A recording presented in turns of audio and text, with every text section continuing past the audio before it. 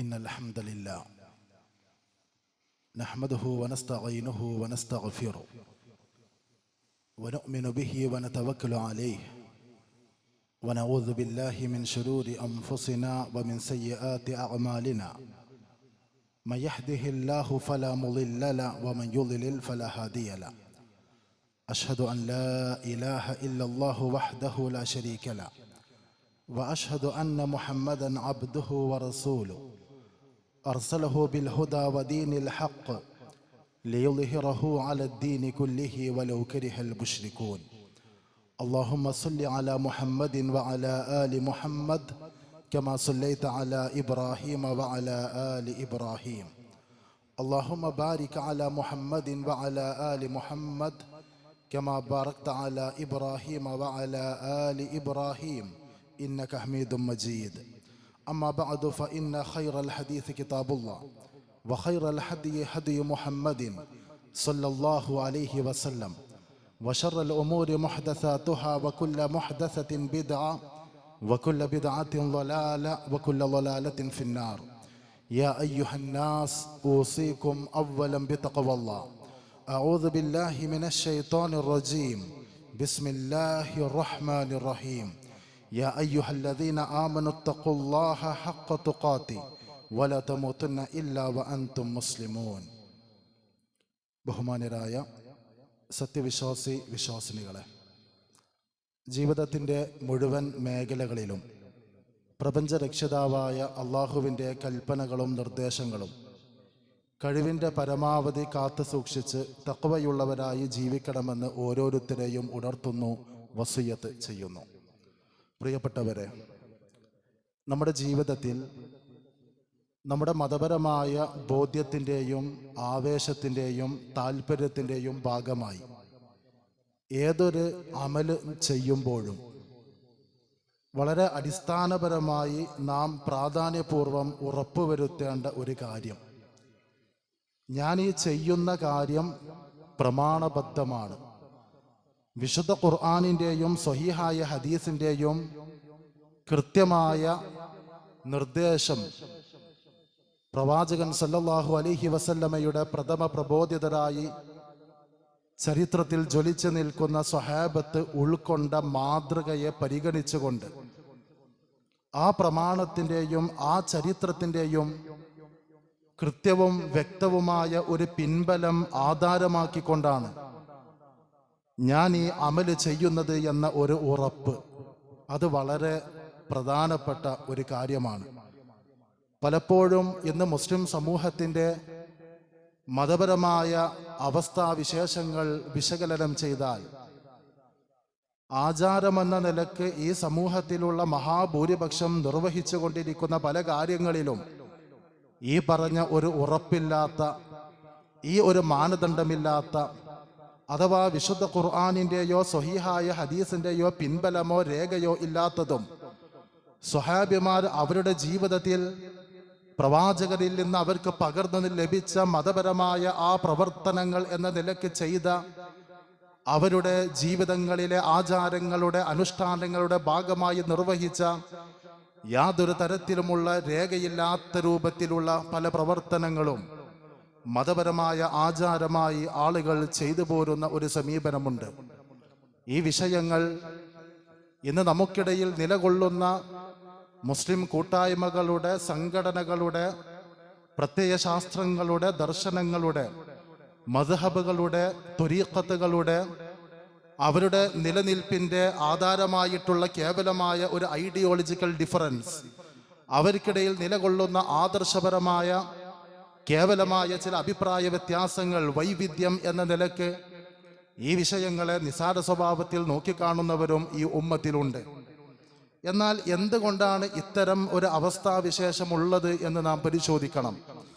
ആചാരമല്ലാത്ത കാര്യങ്ങൾ അഥവാ അനാചാരമായ കാര്യങ്ങൾ, ബിദ്അത്തായ കാര്യങ്ങൾ എന്തുകൊണ്ടാണ് ഈ സമൂഹത്തിലുള്ളവർ ചെയ്യുന്നത് എന്ന് ചോദിച്ചാൽ അതിൻ്റെ പ്രധാനപ്പെട്ട ഒരു കാരണമായി നമുക്ക് ചൂണ്ടിക്കാണിക്കാനുള്ളത് ദുർബലമായ ഹദീസുകളെ സംബന്ധിച്ചാണ്.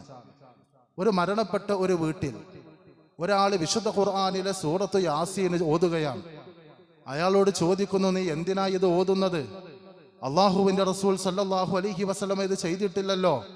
അപ്പൊ ചില ആളുകൾ കുറച്ചൊക്കെ ഈ വിഷയത്തെക്കുറിച്ച് ധാരണയുള്ള ആളുകൾ പറയും, മരണമാസന്നമായവർക്കും അതല്ലെങ്കിൽ മരണപ്പെട്ടവരുടെ അരികിൽ സൂറത്ത് യാസീൻ ഓതണമെന്ന് പറഞ്ഞിട്ടുണ്ടല്ലോ, ഹദീസ് ഉണ്ടല്ലോ. അപ്പൊ അവരോട് പറയാണ്, ഹദീസ് സ്വഹീഹല്ല, കുറ്റമറ്റ രൂപത്തിൽ സ്വീകാര്യമായ ആധികാരികമായ ഒരു ഹദീസല്ല, അത് ദുർബലമാണ്, പരിഗണിക്കാവുന്നതല്ല എന്ന് അവർക്ക് പറഞ്ഞു കൊടുത്താൽ ചില ആളുകൾ പറയാറുള്ള ഒരു പ്രതികരണമുണ്ട്.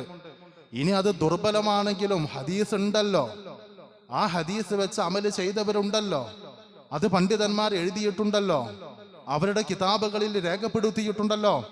അതിന്റെ ഷർഹും ഹാഷിയയും അതുമായി ബന്ധപ്പെട്ട വ്യാഖ്യാനങ്ങളും വിശദീകരണങ്ങളും ഇസ്ലാമിക ചരിത്രത്തിലെ പണ്ഡിതന്മാര് പരാമർശിച്ചിട്ടുണ്ടല്ലോ. അതുകൊണ്ട് അമല് ചെയ്താൽ എന്താ കുഴപ്പം?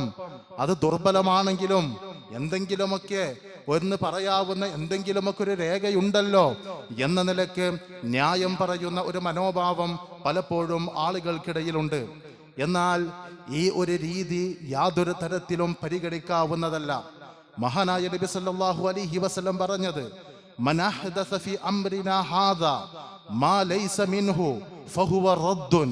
നമ്മുടെ ഈ മതത്തിൽ നമ്മുടെ കൽപ്പനയില്ലാത്ത രീതിയിലുള്ള ഏതെങ്കിലും ഒരു പ്രവൃത്തി ആരെങ്കിലും ചെയ്താൽ ഫഹുവ റദ്ദുൻ, അത് തള്ളപ്പെടേണ്ടതാണ്. നമ്മുടെ കൽപ്പന എന്ന് പറഞ്ഞാൽ വഹയിന്റെ അടിസ്ഥാനത്തിൽ നബി സല്ലല്ലാഹു അലൈഹി വസല്ലമ ഉമ്മത്തിന് വിശദീകരിച്ചു കൊടുത്ത ആചാരത്തിന്റെ ആരാധനയുടെ അനുഷ്ഠാനങ്ങളുടെ കൂട്ടത്തിലില്ലാത്ത ഒരു കാര്യം ഒരാളത് ചെയ്യുന്നു, അതിനയാൾ ന്യായം പറയുന്നു. റസൂലുള്ള ചെയ്തിട്ടില്ലെങ്കിലും സഹാബത്ത് ചെയ്തിട്ടില്ലെങ്കിലും മദ്ഹബിന്റെ പണ്ഡിതന്മാർ പറഞ്ഞിട്ടുണ്ടല്ലോ, പൂർവസൂരികളായ മഹാജ്ഞാനികൾ പറഞ്ഞിട്ടുണ്ടല്ലോ, എഴുതി വെച്ചിട്ടുണ്ടല്ലോ. ഈ വിഷയത്തിൽ ഹദീസ് എന്ന് പറയാവുന്ന ദുർബലമായ ഹദീസുകളൊക്കെ ഉണ്ടല്ലോ, അതുകൊണ്ട് അതൊന്നും കുഴപ്പമില്ല എന്ന രൂപത്തിലുള്ള സമീപനം സ്വീകരിക്കുന്നവരുണ്ട്. എന്നാൽ ഈ വിഷയത്തെ പണ്ഡിതന്മാർ വളരെ ശക്തമായി ഗൗരവമായി ഉമ്മത്തിന്റെ മുമ്പിൽ വിശദീകരിച്ചിട്ടുണ്ട്. ഹാഫിളുദ് ദുനിയ ഇബ്ൻ ഹജറുൽ അസ്ഖലാനിയെ പോലെയുള്ള പണ്ഡിതന്മാർ പറയുന്നു, വലാകിൻ ഇശ്തുഹിറ അന്ന അഹ്ലൽ ഇൽമി യതസാമഹൂന ഫീ ഇറാദിൽ അഹാദീസ് ഫിൽ ഫളായിൽ. ചില നന്മകൾ, ചില സൽപ്രവർത്തനങ്ങളുടെ പോരിശ പറയുന്നതിന് വേണ്ടി ചില പണ്ഡിതന്മാരൊക്കെ ദുർബലമായ ഹദീസുകൾ തെളിവ് കൊണ്ടുവരുന്ന ഒരു സഹിഷ്ണുതയുള്ള നിലപാടുകൾ സ്വീകരിച്ചത് കാണാം. അവരതിൽ പറയാറുള്ളത്, ഇത് മൗലു അല്ലാത്ത, പ്രവാചകന്റെ പേരിൽ കെട്ടിച്ചമച്ച് നിർമ്മിച്ചതല്ലാത്ത വ്യാജ ഹദീസിന്റെ ഗണത്തിൽപ്പെടാത്ത ദുർബലമായ ഹദീസുകൾ, അത് ഫളായിലിന്റെ പേരിൽ ഒരു കർമ്മത്തിന്റെ പോരിശ പറയുന്നതിന് വേണ്ടി അത് ഉദ്ധരിക്കാം എന്ന നിലപാട് സ്വീകരിക്കുന്ന ആളുകളുണ്ട്. പക്ഷെ അവർ കൃത്യമായി മനസ്സിലാക്കണം, അത്തരം ഹദീസുകൾ എഴുതുന്നവരും സ്വീകരിക്കുന്നവരും ജീവിതത്തിൽ പകർത്തുന്നവരും മനസ്സിലാക്കണം, അത്തരം ദുർബല ഹദീസുകൾ ജനങ്ങൾക്കിടയിൽ നന്മ ചെയ്യാനുള്ള പ്രേരണ നൽകിക്കൊണ്ട് അത് ജനങ്ങൾക്കിടയിൽ പ്രസിദ്ധപ്പെടുത്താൻ പാടില്ല. ആളുകൾ ദുർബല ഹദീസ് കൊണ്ട്, സ്വീകാര്യമല്ലാത്ത ഹദീസ് കൊണ്ട് അമല് ചെയ്യുന്ന, ദീനിയായ കർമ്മങ്ങൾ ചെയ്യുന്ന അവസ്ഥകൾ ഉണ്ടാകാൻ പാടില്ല. അള്ളാഹുവിന്റെ ദീനിന്റെ ശറഇൽ പെടാത്തത് ആചാരമായ ആളുകൾ കണക്കാക്കപ്പെടുന്ന സാഹചര്യം ഉണ്ടാകും, അതുണ്ടാകാൻ പാടില്ല. ഔ യറാഹു ബഅദുൽ ജുഹാൽ ഫയളുന്നു അന്നഹു സുന്നത്തുൻ സ്വഹീഹ. വിവരമില്ലാത്ത ആളുകൾ ഇതൊക്കെ സുന്നത്താണ്, സ്വഹീഹാണ്, നല്ലതാണ് എന്ന് തെറ്റിദ്ധരിക്കുന്ന സാഹചര്യങ്ങളൊക്കെ ഉണ്ടാകും. അതുകൊണ്ട് ഇത്തരം അവസ്ഥകൾ പ്രചരിപ്പിക്കുന്ന സാഹചര്യം ഉണ്ടാകരുത് എന്ന് പണ്ഡിതന്മാർ വിശദീകരിക്കുന്നു. എന്നിട്ട് അവർ പറയുന്ന, അതിനെ ആധാരമാക്കുന്ന തെളിവ്, വൽയഹ്സരിൽ മർഉ മിൻ ദുഖൂലിഹി തഹ്ത ഖൗലിഹി സ്വല്ലല്ലാഹു അലൈഹി വസല്ലം മൻ ഹദ്ദസ അന്നി ബിഹദീസിൻ യുറാ അന്നഹു കദിബുൻ ഫഹുവ അഹദുൽ കദ്ദാബീൻ. എൻ്റെ പേരിൽ ഞാൻ പറയാത്ത ഒരു കാര്യം, ഞാൻ പറഞ്ഞു എന്ന് ഉറപ്പില്ലാത്ത ഒരു കാര്യം ആരെങ്കിലും പ്രചരിപ്പിക്കുന്നുവെങ്കിൽ അവൻ നുണയന്മാരുടെ കൂട്ടത്തിലാണ് എന്ന് നബി സല്ലല്ലാഹു അലൈഹി വസല്ലം പറഞ്ഞിട്ടുണ്ട്. ആ താക്കീദിന്റെ ഗണത്തിലാണ് ദുർബല ഹദീസുകൾ പ്രചരിപ്പിക്കുന്നവർ ഉൾപ്പെടുക എന്ന് ഇബ്നു കസീർ റഹിമഹുള്ള ഇബ്നു ഹജറുൽ അസ്ഖലാനി വിശദീകരിക്കുന്നു. എന്നിട്ട് അദ്ദേഹം ചോദിക്കുന്നു, ഫകൈഫ ബിമൻ ആമില ബിഹി. ഒരു ദുർബല ഹദീസ് പ്രചരിപ്പിക്കുന്നവന്റെ അവസ്ഥ ഇതാണെങ്കിൽ, ഫഹുവ അഹദുൻ മിനൽ കദ്ദാബീൻ, അവൻ നുണയനാണ്, നുണയന്മാരുടെ കൂട്ടത്തിലാണ് എന്ന് നബി സല്ലല്ലാഹു അലൈഹി വസല്ലമ പറഞ്ഞ ആ താക്കീദിന്റെ ഗണത്തിലാണ് ഇത് പറയുന്നവരുള്ളത് എങ്കിൽ ഫകൈഫ ബിമൻ ആമില ബിഹി, ഇത് വെച്ച് അമല് ചെയ്യുന്ന ആളുകളുടെ അവസ്ഥ എത്ര പരിതാപകരമാണ് എന്നാണ് ഹദീസുകൾ നിരത്തി പണ്ഡിതന്മാർ വിശദീകരിച്ചത്. ഇതിൻ്റെ ഒരു വിഷയം എന്താ അറിയോ? ആളുകൾ ഇപ്പം അമല ചെയ്യല്ലേ, കള്ളുടിക്കൊന്നല്ലല്ലോ, അതല്ലെങ്കിൽ മയക്കുമരുന്ന് ഉപയോഗിക്കല്ലല്ലോ, തോന്നിവാസം ചെയ്യല്ലല്ലോ, ഒരു നന്മയല്ലേ ചെയ്യണത്. ഇനിയിപ്പോൾ അത് പ്രമാണത്തിൽ ഇല്ലെങ്കിൽ എന്താ, ഇതൊക്കെ ഒരു ഇഷ്യൂ ആക്കണോ എന്ന് ചോദിക്കുന്ന ആളുകളുണ്ട്. പക്ഷെ നമ്മൾ മനസ്സിലാക്കേണ്ടത്, നമ്മളൊരു ദീനിയായ ഒരു കാര്യം ചെയ്യുന്നത് എന്തിനാ? ഇപ്പൊ നിസ്കാരത്തിൽ തശഹുദിന്റെ സമയത്ത് നമ്മുടെ ഈ ചൂണ്ട് വിരൽ നമ്മൾ നിവർത്തും. എന്തിനാ നിവർത്തണേ? അത് അള്ളാന്റെ റസൂൽ സല്ലല്ലാഹു അലൈഹി വസല്ലം പഠിപ്പിച്ചതാണ്. അങ്ങനെയാണ് എൻ്റെ നമസ്കാരത്തിന്റെ തശഹുദിന്റെ സന്ദർഭത്തിൽ ഞാൻ അങ്ങനെ എൻ്റെ വിരൽ നിവർത്തിയാൽ അതിനെനിക്ക് പുണ്യം ലഭിക്കും എന്ന് നമ്മൾ തിരിച്ചറിയുന്നുണ്ട്. അപ്പൊ ഒരാൾ പറയാണ്, ഏതായാലും തശഹുദിലാണ്, ഒരു വിരൽ നിവർത്തിയാൽ കൂലിയുണ്ട്, എന്നാ കടക്കട്ടെ ബാക്കി 4 എന്ന് പറഞ്ഞ് എല്ലാ വിരലാണ്ട് നിവർത്തി പിടിക്കാണ്. അങ്ങനെ ചെയ്താലോ? അങ്ങനെ ഓരോരുത്തർ ആ തരക്കേടില്ലല്ലോ എന്ന് ചിന്തിച്ച് ചെയ്താലോ? അങ്ങനെ ചെയ്യാൻ നിർവാഹമല്ല. അള്ളാന്റെ റസൂല് പറഞ്ഞത്, അള്ളാഹു അറിയിച്ചത്, ആ ഒരു മാനദണ്ഡം ഇതിൽ വളരെ പ്രധാനപ്പെട്ടതാണ്. നമ്മുടെ കർമ്മങ്ങൾ റബ്ബിങ്കൽ സ്വീകരിക്കപ്പെടുന്നതിനുള്ള വളരെ സുപ്രധാനമായ ഒരു മാനദണ്ഡമാണ്. മാത്രമല്ല, ദീനിയായി ഒരാളൊരു കാര്യം ചെയ്യുമ്പം അതിൻ്റെ ഒരു സന്ദേശം എന്താ? ഇത് ദീനിൽപ്പെട്ടതാണ്. അപ്പൊ ദീനിൽപ്പെട്ടതാണെന്ന് പറഞ്ഞ എന്താ അതിന്റെ അർത്ഥം? അള്ളാഹ് പഠിപ്പിച്ചതാണ്, റസൂലുള്ള പഠിപ്പിച്ചതാണ് എന്നതാണ് അതിന്റെ ഒരു ധ്വനി. എന്നാ അള്ളാഹ് പഠിപ്പിച്ചണോ? ഇല്ല. റസൂലുള്ള പഠിപ്പിച്ചണോ? ഇല്ല. അപ്പൊ അള്ളാഹ് പഠിപ്പിക്കാത്ത, റസൂല് പഠിപ്പിക്കാത്ത ഒരു കാര്യം അത് ആളുകൾ ഇങ്ങനെ അത് ഇസ്ലാമിന്റെ മേൽവിലാസത്തിൽ കണ്ട് തെറ്റിദ്ധരിക്കുന്ന അവസ്ഥയുണ്ടെങ്കിലോ അതും പ്രശ്നമാണ്. ഫമൻ അളലമു മിമ്മൻ ഇഫ്തറ അലല്ലാഹി കദിബൻ ഔ കദ്ദബ ബിആയാതിഹി. അള്ളാഹുവിന്റെ പേരിൽ ആരെങ്കിലും ഒരു നുണ കെട്ടിച്ചമക്കുന്നുവെങ്കിൽ, അള്ളാഹ് പറയാത്തത് അള്ളാഹ് പറഞ്ഞോ എന്ന് ധ്വനിപ്പിക്കുന്ന നിലപാട് സ്വീകരിച്ചാൽ അത് അള്ളാഹുവിന്റെ പേരിൽ നുണ പറയുന്ന ഏറ്റവും വലിയ അക്രമമാണ് എന്ന് സൂറത്തുൽ അറാഫിന്റെ 37-ാം സൂക്തത്തിൽ അല്ലാഹു തആല പറയുന്നു. ഇമാം ബുഖാരി റിവായത്ത് ചെയ്യുന്ന ഹദീസിൽ കാണാം, മൻ യഖുൽ അലയ്യ മാ ലം അഖുൽ ഫൽയതബവ്വ മഖഅദഹു മിനന്നാർ. ഞാൻ പറഞ്ഞിട്ടില്ലാത്ത കാര്യം എൻ്റെ പേരിൽ ആരെങ്കിലും പറഞ്ഞാൽ അവന് നരകത്തിലുള്ള അവൻ്റെ ഇരിപ്പിടം സജ്ജമാക്കട്ടെ എന്നാണ് റസൂലുള്ള പറഞ്ഞത്. അതായത് ഒരു കാര്യം നമ്മൾ പറയാണ്, ഇത് റസൂല് പറഞ്ഞണേ, റസൂല് പറഞ്ഞു എന്ന് ഉറപ്പുണ്ടെങ്കിൽ റസൂലിൻ്റെ പേരിൽ പറയാൻ പറ്റുള്ളൂ. അവൻ പറഞ്ഞു, ഇയാൾ പറഞ്ഞു, അവര് പറഞ്ഞു എന്ന് നമ്മളെ നാട്ടിലുള്ള, വീട്ടിലുള്ള, ഓഫീസിലുള്ള, സ്കൂളിലുള്ള, സ്ഥാപനത്തിലുള്ള, പഞ്ചായത്തിലുള്ള ആളുകളെ കുറിച്ച് പറയുന്ന ഒരു സ്വഭാവത്തിൽ ഒരു ലൈറ്റായി അതിനെ കാണാൻ പറ്റൂല.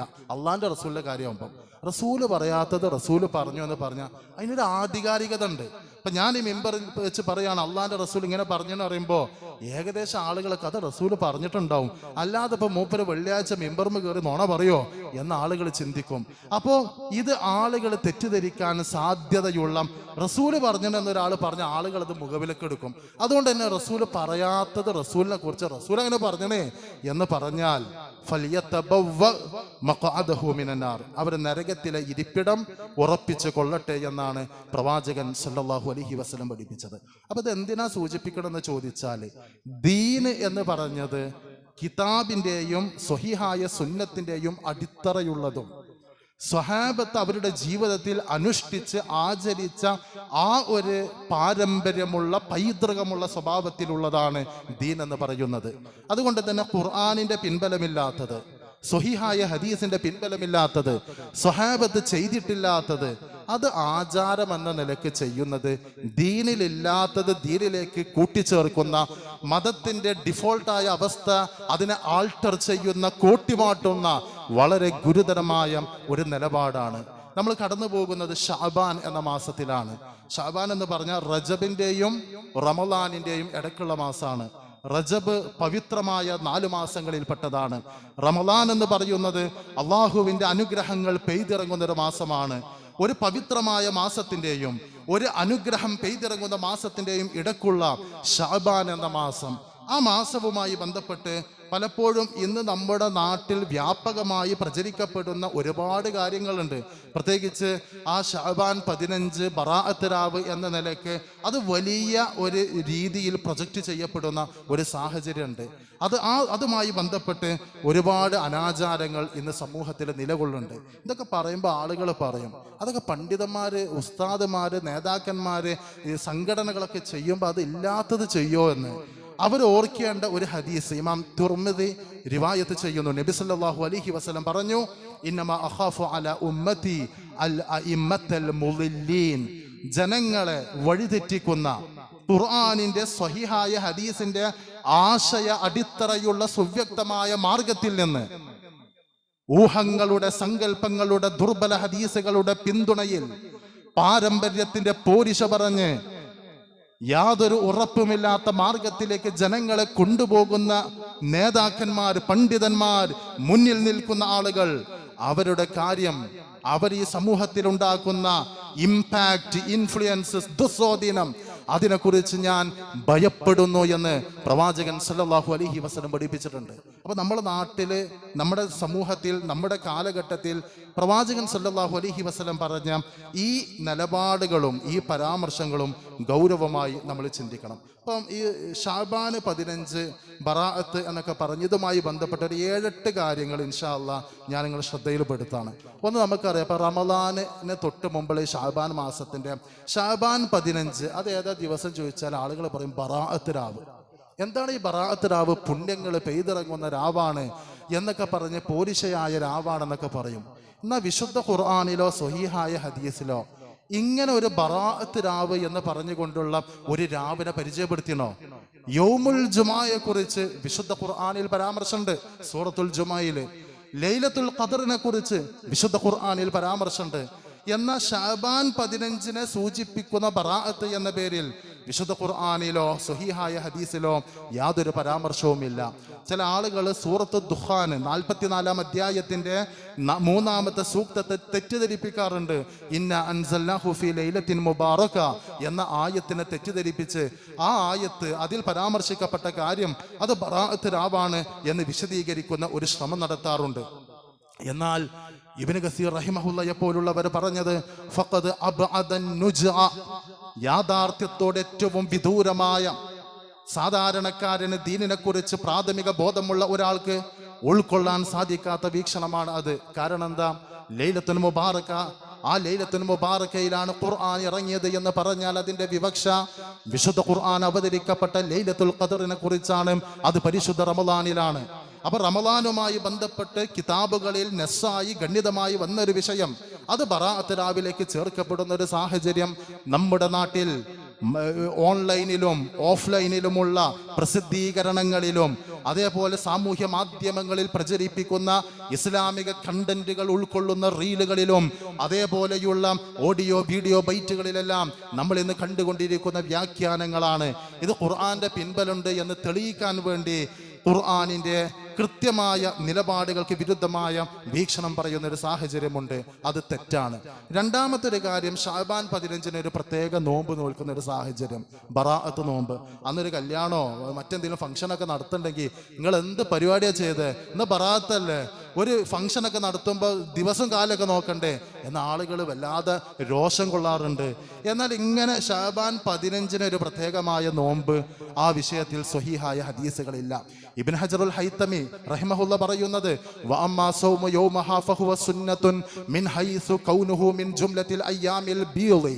അയ്യാമുൽ ബീൾ എന്നൊരു സങ്കല്പമുണ്ട്, കൃത്യമായ ഒരു രീതിയുണ്ട്. അറബി മാസത്തിലെ 13, 14, 15 ദിവസങ്ങൾ.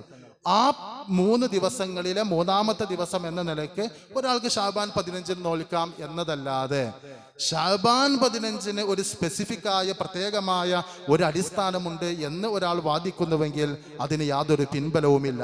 വൽ ഹദീസുൽ മസ്കൂർ അൻ ഇബ്നു മാജ ലഈഫുൻ. ഈ വിഷയത്തിൽ പലരും തെളിവായി പറയുന്ന ഇബ്നു മാജ ഉദ്ധരിച്ച ഹദീസ് ദുർബലമാണ് എന്നാണ്. അപ്പം ദുർബലമായ ഒരു ഹദീസാണ്.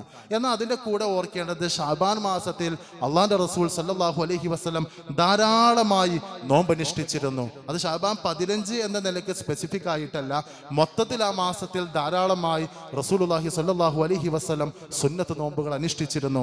അതേപോലെ നഷ്ടപ്പെട്ട നോമ്പുകൾ ആയിഷ റളിയല്ലാഹു അൻഹയെ പോലെയുള്ളവർ അത് നോൽക്കാൻ തിരഞ്ഞെടുത്തത് ഷാബാൻ മാസമായിരുന്നു എന്നും മറ്റും നമുക്ക് ഹദീസുകളിൽ കാണാൻ പറ്റും. എന്നാൽ ഷാബാൻ 15 ബറാഅത്ത് നോമ്പ്, ആ ഒരു സങ്കല്പത്തിന് ഒരു അടിസ്ഥാനവും ഇല്ല.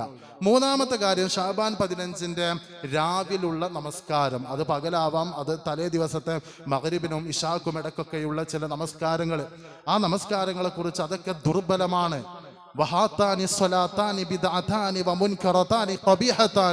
ഇത് വെറുക്കപ്പെട്ട മ്ലേച്ഛമായ അടിത്തറയില്ലാത്ത ബിദ്അത്താണ് എന്നാണ് ഇമാം നവവി റഹിമഹുള്ളയെ പോലെയുള്ള പണ്ഡിതന്മാർ വിശദീകരിച്ചിട്ടുള്ളത്.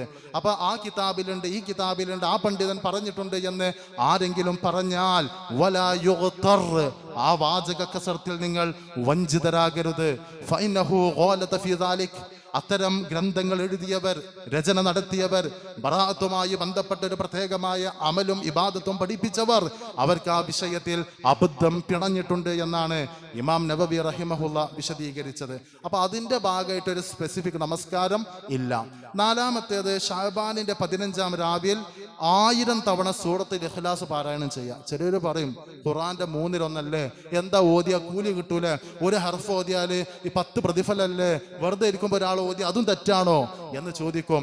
ഓതിയാൽ പുണ്യമുണ്ട്, പക്ഷെ ഈ സമയത്തിനും സന്ദർഭത്തിനും പ്രത്യേകത കൽപ്പിച്ചുകൊണ്ട് ഒരാൾ ചെയ്യുന്നുവെങ്കിൽ അതിന് പ്രവാചകൻ സല്ലല്ലാഹു അലൈഹി വസല്ലമയുടെ നിർദ്ദേശമുണ്ടാവണം. ആ നിർദ്ദേശമില്ലാത്തത് കൊണ്ട് അതും ബിദ്അത്താണ്. അഞ്ചാമത്തേത്, ഷഅബാൻ 15 രാവിൽ ഒരു 6 റക്അത്ത് നമസ്കരിക്കുന്ന ഒരു രീതി ഇന്ന് നമ്മുടെ നാട്ടിലുള്ള പാരമ്പര്യവാദികൾ പ്രചരിപ്പിക്കാറുണ്ട്. എത്ര ആളുകൾ അത് ചെയ്യാറുണ്ട് എന്ന് നിശ്ചയമില്ല. പക്ഷെ ആ കാര്യത്തിനും ആയത്തിന്റെയോ സ്വഹീഹായ ഹദീസിന്റെയോ പിൻബലമില്ല. ആറാമത്തേത്, ഷഅബാനിന്റെ 15 രാവിൽ 3 തവണ സൂറത്ത് യാസീൻ ഓതുന്ന ഒരു രീതി. എന്നിട്ട് ഈ 3 തവണ ഓതുമ്പോൾ നിയ്യത്ത് വെക്കണം. ഒന്നാമത് ഓതുമ്പോൾ ദീർഘായുസ്സിനും ആരോഗ്യത്തിനു വേണ്ടി പ്രാർത്ഥിക്കാനുള്ള നിയ്യത്തുണ്ടാവണം. രണ്ടാമത് ഓതുമ്പോൾ വീട്ടിനും കുടുംബത്തിനും സന്താനങ്ങൾക്കും വേണ്ടി ഐശ്വര്യമുണ്ടാകാൻ വേണ്ടിയുള്ള ആ പ്രാർത്ഥനയുടെ നിയ്യത്തുണ്ടാവണം. മൂന്നാമതായി അത് ഓതുമ്പോൾ ഈമാനോട് കൂടി നല്ല ആഖിബത്തോട് കൂടി മരണപ്പെടാനുള്ള ആ ഒരു നിയ്യത്തൊക്കെ ഉണ്ടാവണം എന്ന് പറഞ്ഞ് 3 തവണ യാസീൻ ഓതുന്നത്. സൂറത്ത് യാസീൻ വിശുദ്ധ ഖുർആനിലെ അധ്യായമാണ്. ആ സൂറത്തിന് അതിൻ്റെ ആയത്തുകൾക്ക് തീർച്ചയായും ഖുർആനിന്റെ ഭാഗമെന്ന നിലക്ക് പോരിശയുണ്ട്. എന്നാൽ ഇങ്ങനെ ഒരു പ്രത്യേക ദിവസം പ്രത്യേക തവണ ഓതുന്നതിന് പ്രവാചകനിൽ നിന്നുള്ള നിർദ്ദേശമില്ല. ഇപ്പൊ വെള്ളിയാഴ്ച സൂറത്തുൽ കഹ്ഫ് പാരായണം ചെയ്യുന്നതിന് അതിന് കൃത്യമായി ഹദീസിന്റെ പിൻബലമുണ്ട്. ഉറങ്ങാൻ നേരത്തെ ആയത്തുൽ കുർസി ഓതാറുണ്ട്. വിശുദ്ധ ഖുർആനിലെ സൂറത്തുൽ ബഖറയിലെ അവസാനത്തെ 2 ആയത്തുകൾ ആമന റസൂലു എന്ന് തുടങ്ങുന്ന ആയത്ത് ഓതുന്നത് ഹദീസിൽ വന്നിട്ടുണ്ട്. സൂറത്തുൽ മുൽക്കിനെ കുറിച്ച് ഹദീസുകളിൽ വന്നിട്ടുണ്ട്. എന്നാൽ ആ നിലക്ക് പ്രത്യേകമായ നിർദ്ദേശം വരാത്ത ഒരു കാര്യം, അത് റസൂലുള്ള പറയാത്തത്, പിന്നെ അത് ആദത്തായി ഇബാദത്തായി ആചാരമായി ചെയ്യുന്നത് ഒരിക്കലും തന്നെ ശരിയല്ല. അത്തരത്തിലുള്ള ബിദ്അത്തുകൾ തീർച്ചയായും നമ്മൾ കൈയൊഴിയണം. നബി സല്ലല്ലാഹു അലൈഹി വസല്ലം ഇതിന്റെ ഗൗരവം വളരെ ശക്തമായി ബോധ്യപ്പെടുത്തിയിട്ടുണ്ട്. ഖിയാമത്ത് നാളിൽ ഞാൻ അനഫറതുകും അലൽ ഹൗലുൽ കൗസറിന്റെ മുമ്പിൽ ഞാൻ നിങ്ങളെ കാത്തിരിക്കും. എൻ്റെ അടുക്കൽ വരുന്ന ആളുകൾക്ക് ഞാൻ ഹൗലുൽ കൗസറിൽ നിന്ന് വെള്ളം കൊടുക്കും. വമൻ ശരിബ മിൻഹാ വലം യൽമ അബദ, ഒരു തവണ അതിൽ നിന്ന് ആരെങ്കിലും കുടിച്ചാൽ അവർക്ക് പിന്നീട് ദാഹിക്കുകയില്ല. പാലിനേക്കാൾ വെളുത്ത, കസ്തൂരിയേക്കാൾ സുഗന്ധമുള്ള, തേനിനേക്കാൾ മധുരമുള്ള ഹൗലുൽ കൗസറിലെ വെള്ളം ഞാൻ എൻ്റെ ആളുകൾക്ക് കൊടുക്കും. ആ സമയത്ത് ഈ ഉമ്മത്തിൽപ്പെട്ടവർ, ഉമ്മത്ത് മുഹമ്മദിൽപ്പെട്ടവർ കടന്നു വരും. അവർ വുളുവെടുത്തതിൻ്റെ അവയവങ്ങളിലുള്ള പ്രകാശത്തിൽ നിന്ന് ഞാൻ അവരെ തിരിച്ചറിയും. ഞാൻ ഹൗലിന്റെ അടുക്കൽ നിൽക്കുന്നത് കണ്ട് അവരെന്നെ തിരിച്ചറിയും. അവരെൻ്റെ അടുക്കൽ വരുമ്പോൾ ഫയുഹാലു ബൈനി വബൈനഹും, എനിക്കും അവർക്കുമിടയിൽ അള്ളാഹു ഒരു ബാരിയർ ഉണ്ടാക്കും, ഒരു തടസ്സമുണ്ടാക്കും. എന്നിലേക്ക് ഓടി വരുന്ന ആളുകൾ തടയപ്പെടുമ്പോൾ ഞാൻ പറയും ഉമ്മത്തി ഉമ്മത്തി, അള്ളാഹുവേ എൻ്റെ ഉമ്മത്താണവർ, അവരെ എന്നിലേക്ക് അയക്കണം, അവരെ തടഞ്ഞു വെക്കരുത് എന്ന് പറയും. ആ സമയത്ത് റസൂലുള്ളാഹിയോട് പറയും ഇന്നക ലാ തദ്രി മാ ബദ്ദലു ബഅദക്, മുഹമ്മദേ 23 വർഷം വഹയിന്റെ അടിസ്ഥാനത്തിൽ ഞാൻ നിനക്ക് അവതരിപ്പിച്ച ഖുർആന് നീ ഉമ്മത്തിനെ പഠിപ്പിച്ച് അവർക്ക് പകർന്നു കൊടുത്ത ഈ ഇസ്ലാം ഉണ്ടല്ലോ, ഈ ഇസ്ലാമിൽ ഇവർ കൂട്ടിച്ചേർത്തത്, ഈ ഇസ്ലാമിൽ ഇവർ മാറ്റത്തിരുത്തലുകൾ ഉണ്ടാക്കിയത്, ഈ ഇസ്ലാമിൽ ഇവർ തോന്നിയത് പടി പലതും കൈക്രിയകൾ നടത്തിയത് നിനക്കറിയില്ല. അഥവാ അള്ളാന്റെ റസൂല് കൊടുത്ത ഇസ്ലാം അല്ല ഇവര് ചെയ്തത്. ബിദ്അത്തുകളുള്ള, ശിർക്കുള്ള, ഖുറാഫാത്തുള്ള, അന്ധവിശ്വാസമുള്ള ഒരു രൂപമാറ്റം സംഭവിച്ച മായം കലർന്ന ഇസ്ലാമാണ് ഇവരിൽ ഉള്ളത് എന്ന് തിരിയുമ്പോൾ റസൂലുള്ള പറയും, സുഹ്ഖൻ സുഹ്ഖൻ ലിമൻ ബദ്ദല ബഅദി. ഇന്റെ കാലശേഷം ഈ മതത്തിൽ ഈ രൂപത്തിലുള്ള കോട്ടിമാറ്റലുകൾ നടത്തിയ ആളുകൾ അവര് അകന്നു പോകട്ടെ എന്നാണ്. അല്ലാതെ റസൂലുള്ള ഒരു പുണ്യം ആഗ്രഹിച്ചിട്ടല്ലേ, അള്ളാഹിനോടുള്ള ഇഷ്ടം കൊണ്ടല്ലേ, ദീനീ നിഷ്ഠ കൊണ്ടല്ലേ, ഞാൻ പറഞ്ഞതായിരിക്കാമെന്ന് ഊഹിച്ചുകൊണ്ടല്ലേ അള്ളാഹുവെ ഒന്ന് പുറത്തു കൊടുക്കൂ എന്ന് റഹ്മത്തുൽ ലിൽ ആലമീനായ റസൂൽ ബിദ്അത്തിന്റെ വിഷയത്തിൽ ആ നിലപാട് സ്വീകരിക്കില്ല എന്നാണ് പ്രവാചകൻ സല്ലല്ലാഹു അലൈഹി വസല്ലം പഠിപ്പിച്ചത്. അതുകൊണ്ട് ബിദ്അത്തുകളുടെ ഗൗരവം കൃത്യമായി ഉൾക്കൊണ്ട് അത് വർജിക്കാനും അതിനെ എതിർക്കാനുമുള്ള ഒരു മനസ്സും പ്രതിബദ്ധതയും നമുക്കുണ്ടാവണം. അല്ലാഹു സുബ്ഹാനഹു വ തആല നമുക്കതിനുള്ള തൗഫീഖ് നൽകി അനുഗ്രഹിക്കുമാറാകട്ടെ.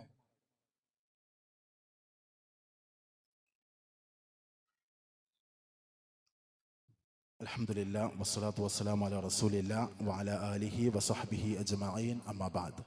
യാ അയ്യുഹന്നാസ് ഊസിക്കും സാനിയൻ ബിതഖ്വല്ലാഹ്. അല്ലാഹുവിനെ സൂക്ഷിച്ച് തഖ്വയുള്ളവരായി ജീവിക്കണമെന്ന് ഒരിക്കൽ കൂടി ഉണർത്തുന്നു, വസിയത്ത് ചെയ്യുന്നു.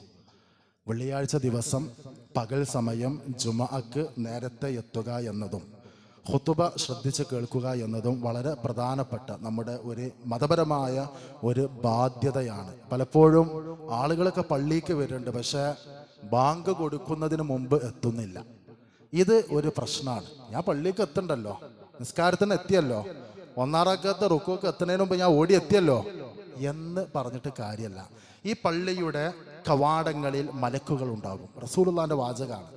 ആ വാതിലുകളിലൂടെ പള്ളിയിലേക്ക് കടന്നു വരുന്നവരുടെ പേര് വിവരങ്ങൾ രജിസ്റ്ററുകളിൽ രേഖപ്പെടുത്തപ്പെടും. എന്നാൽ ഖുതുബ തുടങ്ങിയാൽ, ബാങ്ക് വിളി തുടങ്ങിയാൽ ആ രജിസ്റ്റർ അടക്കപ്പെടും. പിന്നെ ആ പള്ളിയിൽ വന്ന ആളുകളുടെ ലിസ്റ്റിൽ ഇവരുടെ പേരുകൾ ഉണ്ടാവില്ല എന്നാണ് പ്രവാചകൻ സല്ലല്ലാഹു അലൈഹി വസല്ലം വിശദീകരിച്ചത്. നമ്മൾ ചെയ്യേണ്ട ഒരു കാര്യം, അത് കുറ്റമറ്റ രൂപത്തിൽ പരമാവധി അത് സൂക്ഷ്മതയോടെ ചെയ്യുക. അപ്പം എന്താ കാണുന്നത്, ഓരോരുത്തർ ഓരോ സമയത്ത് വരുന്ന ആളുകൾ ഖുതുബ ശ്രദ്ധിക്കുന്നവരും ശ്രദ്ധിക്കാത്തവരും, ബാങ്ക് കൊടുക്കുന്നതിന് മുമ്പ് തന്നെ ഉറക്കത്തിലേക്ക് വീണ് പോയ ആൾക്കാർ, കൂർക്കം വിളിച്ച് ഉറങ്ങുന്ന ആൾക്കാർ, ഓലെ വുളു പോയിട്ടുണ്ടോ, വുളു എടുക്കേണ്ട അവസ്ഥ ആയിക്കണോ, ഒരു കഥയില്ല. ഓല അങ്ങനെ പള്ളിയിൽ ഇരിക്കണം, കുറേ ചാരി ഇരിക്കണേ, കുറേ ചെരിഞ്ഞിരിക്കണേ, കുറേ കൂർക്കം വലിച്ചിരിക്കണേ. ചില ആൾക്കാർ ആ സമയത്തും വാട്സപ്പും അതേപോലെ ഓൺലൈൻ ട്രേഡിങ്ങും ചെയ്യുന്ന അവസ്ഥ ഉണ്ട്. ഇവിടെ ഉണ്ട് എന്ന അർത്ഥത്തിലല്ല, ഇതൊക്കെ ഉണ്ടല്ലോ. യഥാർത്ഥത്തിൽ ഇത് ജുമായുമായി ബന്ധപ്പെട്ട് നമ്മളെ ഭാഗത്ത് ഉണ്ടാകാൻ പാടില്ല. ഇതിങ്ങനെ ഒരു ടൈം പാസ് അല്ല, ഇത് ഒരു ആരാധനയാണ് എന്നത് നമ്മൾ മറക്കാതിരിക്കുക. അല്ലാഹു സുബ്ഹാനഹു വ തആല ദീനുമായി ബന്ധപ്പെട്ട വിഷയത്തിൽ അതിൻ്റെ ഒരു വഖാറത്ത്, ഹുർമത്ത് ഉൾക്കൊള്ളുവാൻ നമുക്ക് ഓരോരുത്തർക്കും തൗഫീഖ് നൽകി അനുഗ്രഹിക്കുമാറാകട്ടെ. അല്ലാഹുവേ, കിതാബിനോടും സുന്നത്തിനോടും പ്രതിബദ്ധത പുലർത്തി ആത്മാഭിമാനത്തോടെ ഇസ്സത്തോടു കൂടി ജീവിക്കുവാൻ, ഇസ്ലാമികമായി മുസ്ലിമീങ്ങളായി ജീവിക്കാനും ഇസ്ലാമിക ആദർശത്തിൻ്റെ പ്രബോധന പ്രചാരണ പ്രവർത്തനങ്ങളിൽ ഭാഗവാക്കാകാനും ഞങ്ങൾക്ക് നീ തൗഫീഖ് നൽകി അനുഗ്രഹിക്കണമേ. ഭൗതിക ജീവിതത്തിൽ ഞങ്ങളുടെ ഹലാലായ ആഗ്രഹങ്ങൾ പൂവണിയുന്ന സന്തോഷവും അനുഗ്രഹങ്ങളും ഞങ്ങൾക്ക് നീ ചൊരിഞ്ഞ് അനുഗ്രഹീതരാക്കി മാറ്റണമേ. അല്ലാഹുവേ, ഞങ്ങളുടെ ഭൗതികമായ വ്യവഹാരങ്ങൾ, കുടുംബജീവിതം, ജീവിതോപാധികൾ, പഠനങ്ങൾ, എല്ലാ രംഗത്തും ഞങ്ങൾക്ക് നീ ഐശ്വര്യവും അഭിവൃദ്ധിയും പ്രദാനം ചെയ്ത് അനുഗ്രഹിക്കണമേ. ഞങ്ങളുടെ കൂട്ടത്തിൽ പലതരം പ്രയാസങ്ങളും സംഘർഷങ്ങളും അനുഭവിക്കുന്ന ആളുകളുണ്ട്. ഏവരുടെയും ജീവിതത്തിൽ ആഫിയത്തും ശിഫയും റഹ്മത്തും ബർക്കത്തും നൽകി അനുഗ്രഹിക്കണമേ. അല്ലാഹുവേ, ഞങ്ങളിൽ നിന്ന് മരണപ്പെട്ടു പോയ ഞങ്ങളുടെ മാതാപിതാക്കൾ, ബന്ധുമിത്രാദികൾ, ഉസ്താദുമാർ, അവരുടെ നന്മകൾ സ്വീകരിക്കുകയും പാപങ്ങൾ പൊറുക്കുകയും അവർക്കും ഞങ്ങൾക്കും ജന്നാത്തുൽ ഫിർദൗസിൽ ഇടം നൽകി അനുഗ്രഹിക്കണമേ. ജീവിതാന്ത്യം വരെ യഥാർത്ഥ മുസ്ലിമായി ജീവിക്കുവാൻ, ലാ ഇലാഹ ഇല്ലല്ലാഹ് ഉച്ചരിച്ച് മരണപ്പെടുവാൻ അല്ലാഹുവേ നീ ഞങ്ങൾക്ക് തൗഫീഖ് പ്രദാനം ചെയ്യണമേ. മുസ്ലിമായതിൻ്റെ പേരിൽ രാജ്യത്തിനകത്തും പുറത്തും പീഡിതരായി കഴിയുന്ന 10,000-കണക്കിന് ആളുകളുണ്ട്. അള്ളാഹുവേ, അവരുടെ ജീവിതത്തിൽ ശാശ്വതമായ സമാധാനവും സുസ്ഥിതിയും നൽകി അവർക്കും ഞങ്ങൾക്കും ഇസ്സത്തോടു കൂടി ജീവിക്കുവാനുള്ള അവസരങ്ങൾ നൽകി അനുഗ്രഹിക്കണമേ. അല്ലാഹുമ്മ ഗഫിർ ലിൽ മുഅ്മിനീന വൽ മുഅ്മിനാത്ത് വൽ മുസ്ലിമീന വൽ മുസ്ലിമാത്ത് വൽ അഹ്യാഇ മിൻഹും വൽ അംവാത്ത് ഇന്നക മുജീബു ദഅവാതി യാ ഖാദിയൽ ഹാജാത്ത്. اللهم أجرنا من النار، اللهم أجرنا من النار، اللهم أجرنا من النار. ربنا لا تزغ قلوبنا بعد إذ هديتنا وهب لنا من لدنك رحمة إنك أنت الوهاب. ربنا آتنا في الدنيا حسنة وفي الآخرة حسنة وقنا عذاب النار والحمد لله رب العالمين.